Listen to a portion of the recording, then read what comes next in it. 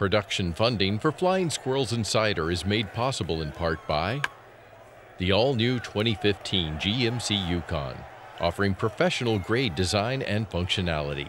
The all-new 2015 GMC Yukon, now available at Richmond area GMC dealers. Dan Doherty at Colonial First Mortgage, assisting customers with home purchasing and mortgage refinancing. Online at colonial1mtg.com and by phone at 804-218-4444. And James Limousine, driven to serve Richmond for 22 years. JamesLimousine.com, 804-273-1540. On this week's All-Star edition of Flying Squirrels Insider, the guys let you know if there will be postseason baseball in Richmond this year. And you hear from the Flying Squirrels All-Stars as they prepare to head to Altoona. Plus, Michael Feldstein takes you to youth baseball camp at the Diamond, and you hit a home run for life on the 4th of July. It's all ahead on this week's edition of Flying Squirrels Insider.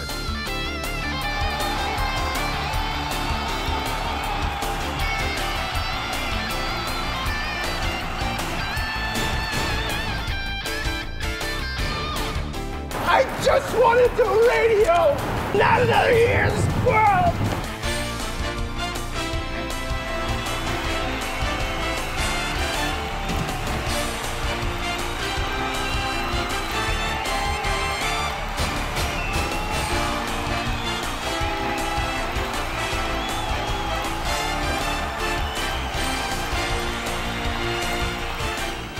Hey there, and welcome to another episode of Flying Squirrels Insider. I'm your host, Jon Laaser. As always, well, I shouldn't say as always. We're back at full strength, though, joined by our panel and the Colonial First Mortgage baseball desk of Jay Burnham, Wes McElroy. We are back in the canoe with oars ready and ready to wade into the unofficial second half of the season. This is, in fact, an all-star edition of FSI. But before we talk about the first place Flying Squirrels and their trip to the all-star game in Altoona, a little housekeeping first. We thank our proud sponsors, the Richmond area Buick GMC dealers. They have once again parked a beautiful Buick LaCrosse here on FSI Field. Later on, we'll hear from our James Limousine Luxury Players of the Week. That is the Flying Squirrels All-Star contingent, just back now from that Eastern League All-Star game in Altoona. But as always, we invite you to participate in the show today, and while you do, you could win Flying Squirrels free stuff, a prize pack coming your way. All you have to do is text FSI to 44544,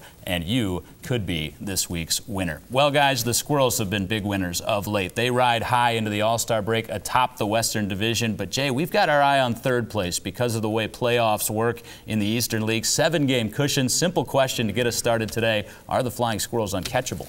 Yeah, at the risk of jinxing this team, I think they are. You mentioned that 7-game cushion, and the Squirrels taking 3 out of 4 at the end of entering the All-Star break against the Bowie Bay Sox, who are that third team that you're watching. A couple of the reasons, and one, it's been real fun to watch this team over the course of the season. You've got the starting rotation that has remained intact for this team. That doesn't happen a lot for other teams in the league, and also you're starting to see some dismantling for other pieces in the Eastern League. The Bowie Bay Sox losing a couple of their key pieces, the middle of the order hitters up to AAA. So as far as things go right now, for the way that the Flying Squirrels have been able to play, they've been able to play with confidence against the top tier teams in the division and in the league. I think this team plays baseball in September.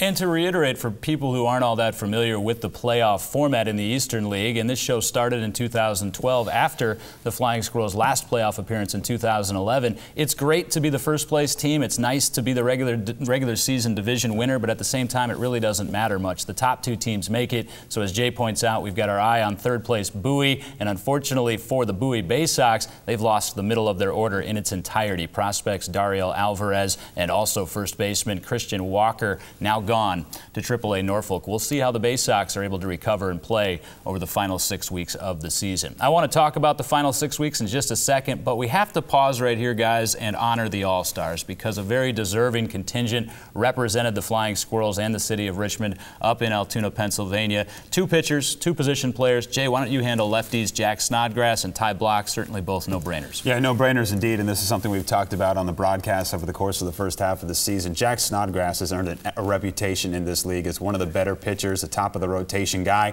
and quite frankly, a guy that should get an opportunity at AAA at some point. So for him, it's a worthy cause. It's a cause that he was voted to because he's been able to shut down the opposition, whoever it may be, all across the Eastern League over the past nearly 2 seasons. And for Ty Block, he's been at the top of the leaderboard in ERA over the previous 4 or 5 weeks. He's certainly been able to give you the innings and the starts that you need. He's starting to earn that reputation that Jack Snodgrass has, and in doing so, he was able to actually start that All-Star game in Altoona. Does anyone ever remember when Michael Jordan froze out Isaiah Thomas in the NBA All-Star game? If you haven't noticed, that's what I've been doing to Sports Radio 910's Wes McElroy, who decided a trip to Spain and other personal agendas were more important than Flying Squirrels Insider. That's why Jay got the first couple of questions. But he's here. He put his suit on, so he might as well get his thoughts. 2 position players, my friend, and good to see you again, of course. Matt Duffy, he has been atop the league batting race or near it all season long. He was obviously going. Mario Lisone sneaks up and joins him. Yeah, for my money, which isn't much after that trip to Barcelona,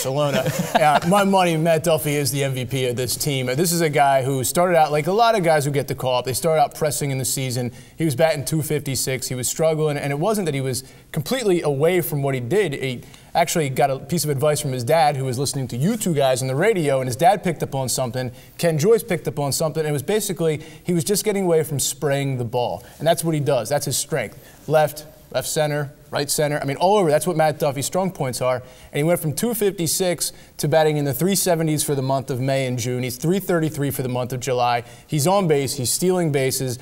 And he found what he does, which is huge because, as we're hearing a lot during the Major League Baseball All-Star break, lack of power in Major League Baseball, the shift is being used. And Matt Duffy, he's real tough against the shift because he can put the ball anywhere. Mario Lisone, his story is he cut the strikeouts down. He was batting .145 with 20 strikeouts in the month of May. He's got the batting average up. He found his comfort zone, and I think you can really see it in his batting average on the road. .316 on the road, boys. That definitely smells of comfort factor. Both of those guys will obviously be important pieces in the middle of the Flying Squirrels order in the second half. And I had a very candid conversation with Matt Duffy while he was ailing with a stomach flu during that series in Bowie. And he said, you know, I've made it real simple. And that's what guys don't understand. It is simple. You adjust simply. He said, guys go away from my strengths and they come inside, or they go to his weaknesses, and he just needs to hit that pitch just one time to give them that shred of doubt to go back to his strengths. And that's what he's done a great job of doing. Squirrels, as Jay chronicled there in his first response, have had many strengths, most of them on the pitching side. But as I ask guys, as we go forward, final third of the season, just a little more than 40 games remaining in the season, what are you looking for in the second half? I'm looking for 2 things that are actually really intriguing to me. One being the trading deadline at the Major League level. July 31st is that MLB trading deadline. The Giants, the parent club of the Flying Squirrels, are in a buying position. Will the Squirrels lose somebody from this team, maybe multiple somebodies from this team? So that, although it might be a little bit scary for Richmond fans to say, hey, you're going to take away some of our strengths from this team, it's a lot of fun to watch. And your team gets on the national scale. There's bloggers, there's writers, there's reporters, all looking at your team and saying, hey, are these guys going to be speculated to go somewhere? So that's number 1. And 2, I'm excited to see the development, consistent development of Kyle Crick, who might also be in that first response that I just had. Crick has been able to go 6 innings in his last outing. He struck out 10 batters in 2 of his last 4 starts. He's starting to figure things out just a little bit, and if he can continue to take those tiny steps forward, he might be a guy that you want to throw in the playoffs, and certainly the other team won't want to see. A couple of things, what Jay said there, very interested about the trade deadline. Injuries, they happen in sports. Injuries at AAA, does that cause a domino effect? And look, there may be restrictions we don't know about with the Giants with certain players. Eastern League title would be really nice, but at the end of the day, it's the Giants' world, and everybody else falls in line after that. Yeah, and unfortunately, the Squirrels haven't necessarily fallen in line in terms of getting guys and getting teams ready for a playoff push. We've seen it historically through the years. Even the season in which the Squirrels advanced to the Eastern League Championship Series, they did it with a number of arms that came straight up from low A Augusta and actually pitched well above where their resume would indicate they should have been. This is the year I'm hearing from Giants ambassadors that this is the team that is the highlight team. We've got that to look forward to, and everything they've done to this point would indicate that that is the case. Braves. One of those pieces that you mentioned injury-wise that didn't create a domino effect through the system, Angel Villalona. He has rehabbed in anonymity to some degree down in Arizona. He's close, Jay. How close? Yeah, top power prospect and a guy that we had Ken Joyce on the radio broadcast on Sunday saying, look, he's close to coming back. We might even see him this upcoming weekend against Harrisburg. He's been battling that shoulder injury. He's now playing in Arizona League rookie games, which are really just games almost like scrimmages at some point where he's been able to get into the field. They want you to play a full 9 innings. He's up to playing 7, 8 innings and then getting 4 at-bats in a game. So I think with the way that the track record is, he's up to about 22 at-bats down in the AZL. He should be coming back and should be about 100% when he does return. And Wes, how much better can he make this offense once he does return? Well, he's your power guy. Devin Harris is your power guy. It protects him better in the lineup. Takes the bat out of Ricky Oropesa, who's really been struggling. He's batting in the 220s. He's given you 3 home runs all year. So it adds another mix of power to the lineup and protects a guy who's already there. And Devin's a young player, so this is a lot of responsibility on him. Now you bring back a vet. We've been talking mostly about the offense, but let's talk pitching. And I think we could beat our heads against the wall and break down the starting rotation. We don't necessarily need to. The bullpen has had tremendous success. However, rumor has it, in terms of those dominoes, that Hunter Strickland might be heading to AAA. We'd all love to see that. But, Jay, can this group withstand that loss? Yeah, and I think if Strickland goes to AAA, look, he's been a guy that can fill in at the back end of the game. He's proven that. The Squirrels have multiple guys, including Cody Hall and Stephen Okert, that can also fill that role as well. I think the only problem would be, certainly you don't want to lose a guy like Strickland, but you would wish him the best if he does go to AAA. If you do lose that arm, I think the key would be to at least getting somebody to fill in, because the Squirrels, at least in terms of the bullpen, you get the 6-man rotation. You really don't have a lot of, you've got quality players back there, but you don't have that long flex man that they had at the beginning of the season. So in all, this conversation, you can tell the Flying Squirrels are going to be a playoff factor, Wes. We saw in 2011 what that might look like, but there was uncertainty to the end, just a thin margin or a thin deficit. How cool is this going to be over the next 5 weeks? It'll be a lot of fun, because if you keep looking at the standings and this team stays in position, you get build-up. You didn't have build-up back in 2011. So now going in where everybody wants the summer to keep going past Labor Day, Squirrels will give them that opportunity. There'll be a big buzz. And this fun starts this weekend at the Diamond. You talk about build-up. There was tremendous build-up and anticipation towards the Flying Squirrels, historically returning baseball to Richmond in 2010. And I think for a variety of reasons back then, this team needed to forge its own identity away from the Richmond Braves and what had transpired at the Diamond before. But at the same time, the time has come right 5 years later to celebrate some of that history, a proud history of baseball, not only on the Boulevard, but in Richmond as a whole. Richmond Braves weekend, this weekend at the Diamond, and that's what we will discuss on the next episode of Flying Squirrels Insider. However, this one is far from over. When we come back, we get youthful at the ballpark with our own Michael Feldstein. He's got Sandlot Sass with a whole lot of youth baseball campers.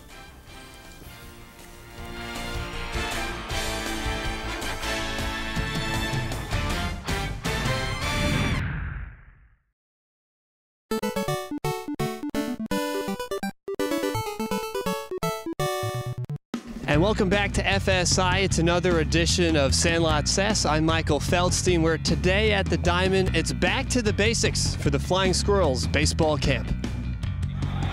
All right, we got to stretch out our arms. Throwing a baseball is not normal. That's why there's a bunch of arm injuries. Make sure you guys are going forward, not backwards. Keep those elbows up by your ribs. This 3-day camp is the kids 7 through 14. It's a little bit more of a learning experience for these guys. We want really to teach them a few things, a few tips. Being able to work with catchers, being able to work with some of the pitchers that we have out here, Josh Oshis and Hunter Strickland out there teaching these guys how to throw. So it's a little bit more of a day of lessons rather than just a day of, okay, let's run through as many drills as possible and get out of here. 4-seam grip, right across. Okay? 4-seam would be across the seams like this, across those. It's an opportunity to pass on what I've learned and give back to the game that I love and the game that's been my whole life. We're going to reach back as far as we can go. At that point, we're going to turn. We're going to turn that thumb underneath, and then we're going to point our front shoulder and throw it to our partner. Go ahead. You watch any big league pitcher, when they get ready to go, their hand is out this way. Pretend like you have a ball off the back shelf. You got to grab it and throw it. I usually play second base, but I watched baseball a little bit, and I looked at the catcher, and it looked pretty interesting to me, so I'm starting to try to play catcher. The trick to being a good catcher is catching the ball and keeping strikes. This is home plate. The ball goes over it, it's a strike. Right. So with the field, I want to stay parallel, like a sliding glass door. Back and forth. Just go back and forth. Try to get further and further. The further and further you get, the more flexible you are. As catchers, we have to be super flexible and be balanced at all times. I grew up being a shortstop, so catching was something I had to learn. And so I want to teach these kids that catching is very, very fun if you are the thinker kind of person. And I understand that Taylor was out there, and it's very, very tough if you're just learning to kind of get through the motions of going through it. It's just like doing a pitching motion. You have to learn how to do it. And hopefully, the kids kind of learned something from me today, and hopefully they can take it into their own game. If you're a pitcher, once you throw the ball, you automatically turn into an infielder. So you have to be able to field. You don't want to make errors, which I made one last night and it cost us, so we don't want to do that. Stay in your line. Nice. Yeah, you don't throw it straight again.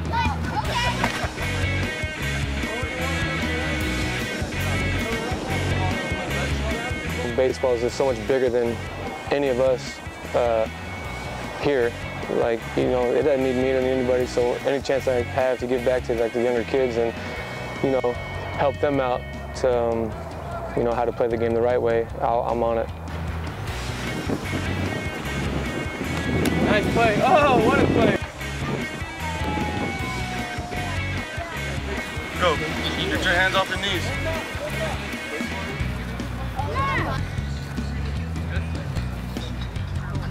Gonna make you guys work a little bit, all right? Shuffling. Don't cross. There it is. You guys see that? I want to see that. It's over 100 degrees at the Diamond today. Normal playing conditions for some people, but maybe Aiden's going to help cool me off.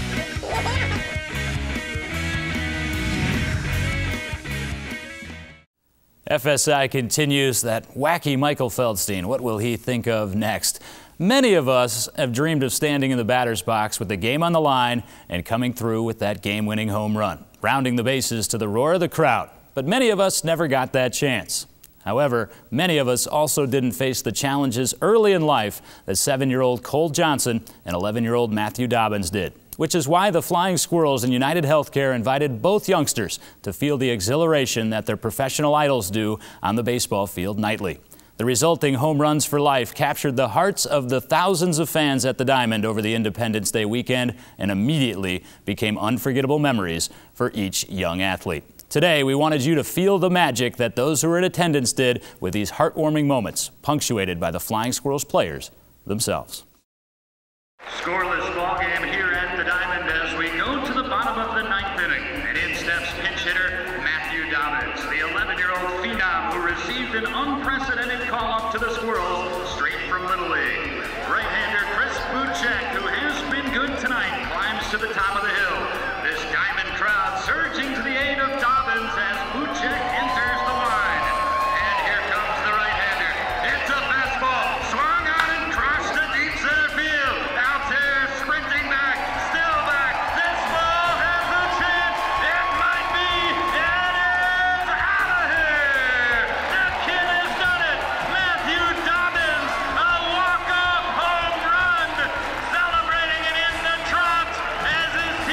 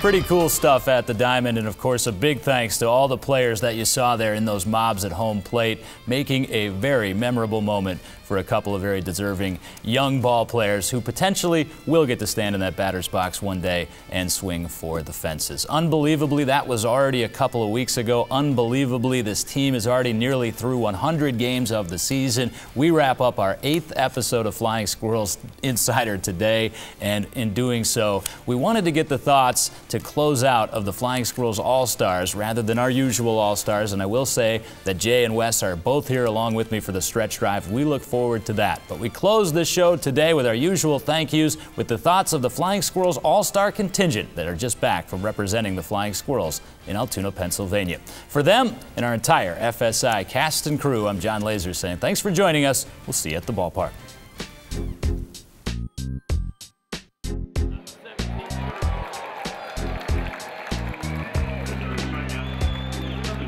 Yeah, it's nice to have a little instant gratification. It definitely is a tough system, but it's nice to kind of put this on the shelf, either for now or a couple years down the road. It's nice to get a little recognition for things you can do. The best part is it's definitely an honor, for sure.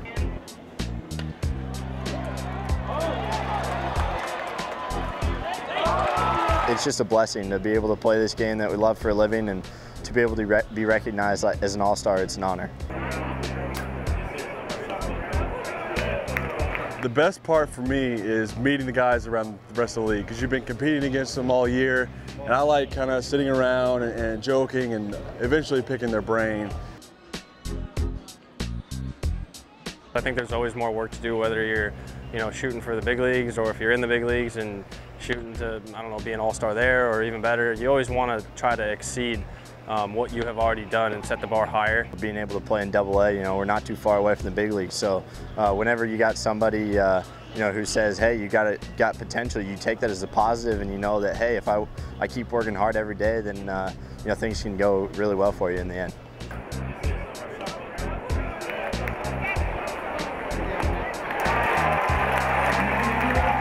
I feel body-wise better than I have this late in the season in the past. They've done a good job of cycling off days with everybody. I've had a decent first half, but I think it could be better here in the second half. So just continuing to work hard and trying to get better every day.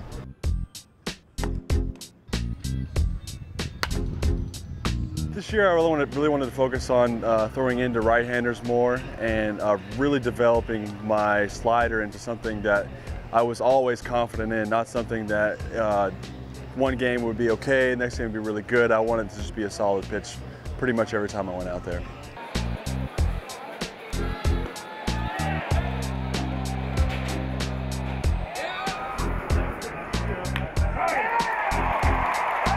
I didn't really know what to expect from the Eastern League. I mean, I had heard a lot of different things about how difficult it was to hit here and play, and the weather being one of those. And I feel like I've handled it well. I think it's more been of a mental adjustment. I think it's just a matter of trying to get better every single day. We all have this great opportunity as professional baseball players.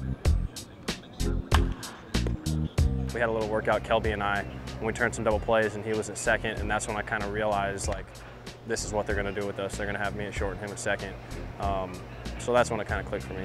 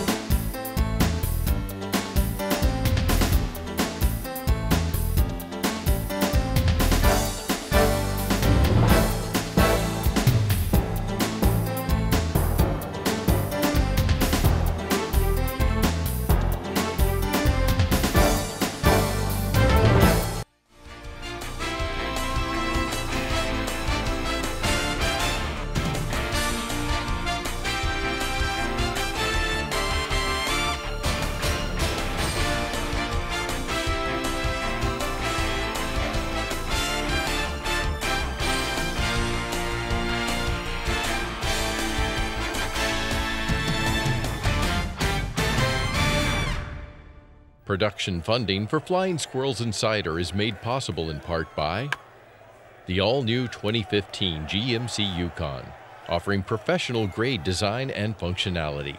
The all-new 2015 GMC Yukon, now available at Richmond area GMC dealers. Dan Doherty at Colonial First Mortgage, assisting customers with home purchasing and mortgage refinancing. Online at colonial1mtg.com and by phone at 804-218-4444. And James Limousine, driven to serve Richmond for 22 years. JamesLimousine.com, 804-273-1540.